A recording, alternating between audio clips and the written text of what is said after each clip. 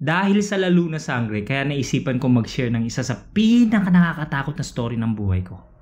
Admin, sana ma-post po ito. Pahide na lang po ng identity ko for security. Itago nyo na lang ako sa pangalang John Ian. 4th year college sa course na teacher sa isang pamantasan dito sa Quezon Province. This experience happened when I was first year high school. I am avid fan of Immortal that time. Yung karugtong ng lalo na sangre ngayon. Bali, yung bahay namin ay hindi abot ng pailaw kasi sobrang magubat pa sa amin. Then, layo-layo pa ang bahay kaya kung gusto mong manood ng TV, mag-effort ka pang maglakad upang makishare sa TV ng kabarangay mo. It was Friday kaya okay lang magpuyat kasi walang pasok kinabukasan. Usually, 3 kami na sama-sama tuwing nakikinood. Yung 2 kong pinsan, si Mara at Erwin. Pero nung time na yun, si Erwin nasa bahay ng lola niya sa kabilang barangay. At si Mar hindi sumama sa akin kasi tinatamad raw siya. Ang kinalabasan, ako lang mag-isa ang lumakad. Fast forward tayo. Maganda na ang takbo ng story nila Angel at JL. Kasi andun na sila sa part na naging vampire na si JL. Last part na napanood ko.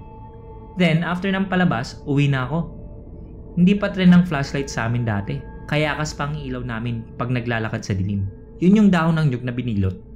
Agipo ang ibang term. May 3 akong kayakas na dala. Sapat lamang upang maging ilaw ko until makarating ako ng bahay. Bali, andun na ako sa part ng bahay nila Mang Ricky at Nelly. Yun yung buntis. Nang makarinig ako ng humahagubob na parang may nagpupunit ng kumot or whatever na uri ng tela, yung basta ragitnit. Basta sound ng napupunit.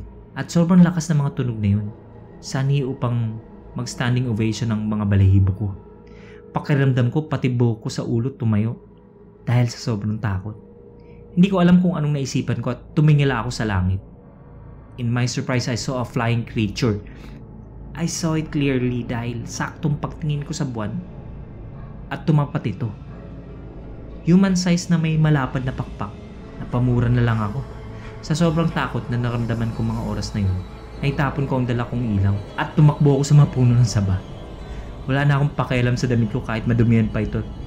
Ang tanging naisip ko lamang ay ang maikubli ang aking sarili. Hindi ko naman namalaing napaihina ako sa shorts ko. It takes a few minutes bago nawala ang flying creature na yun sa impapawid. Hindi ko maisip kung anong gagawin ko upang makauwi sa bahay namin. Tiningnan ko ang agipo na dala ko. Kakalahati na.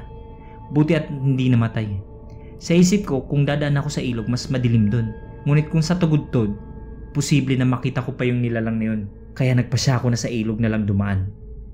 Pagkalabas ko ng puno ng mga saba, wala akong sinayang na sandali. Patakbo kong kinuha yung kayakas at lakad takbo habang hugot ang itak sa kaluban nito. Walang lingon kong sinuga pa ang ilog habang naglalagablab ang kayakas. Nang matanaw ko ang bahay namin, sumigaw na ako, "Buksan niyo pinto! Buksan niyo pinto!"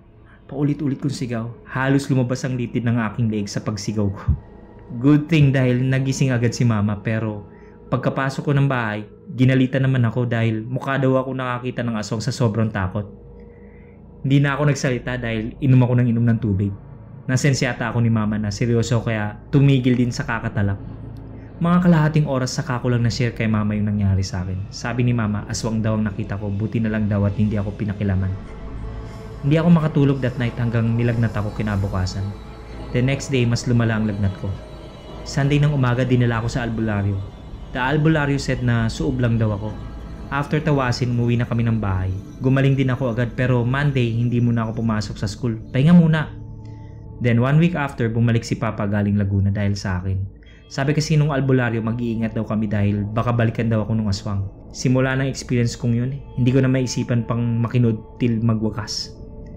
Then matapos ang school year, nag-transfer na ako sa Gumaka kasi di ko pa din malimutan ang experience ko. May gabi na bigla na lang ako napapasigaw habang natutulog. Time goes by, nawala din yung takot ko dahil siguro sa ibang experience na naranasan ko after that. Na-immune na raw ako, sabi ni Papa. Thanks sa pagbasa. Next time, share po ulit ako. Kung gusto mong updated ka sa lahat ng bagong videos, click na ang subscribe button at notification bell. Maaari ka ring makatulong sa channel sa pagpunta sa Patreon page, yung link nasa description, kung saan pwede ka magpadala ng pera sa channel. Maski $1 or 50 pesos per month napakalaking tulong na po.